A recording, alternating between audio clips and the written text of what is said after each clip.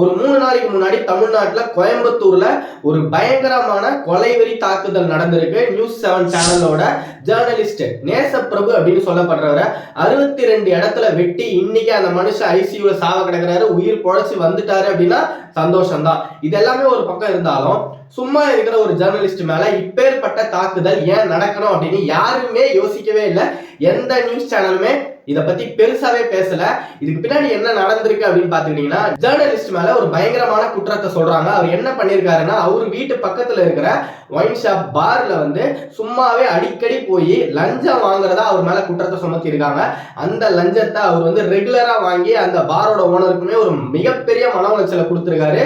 இதுக்கு பின்னாடி இந்த காரணம் தான், இந்த காரணத்தாலதான் இப்பேற்பட்ட பயங்கரமான கொலை நடந்தது அப்படின்னு சொல்றாங்க. ஆனாலுமே ஒருத்தரை கொலை பண்ணியே ஆகணும்னு சொல்லி கொலை முயற்சியில ஈடுபடுறது சரியா தப்பா அப்படின்னு உங்களுக்கு இருக்கிற கமெண்ட்டை மறக்காம கமெண்ட் செக்ஷன்ல லீவ் பண்ணிட்டு போங்க.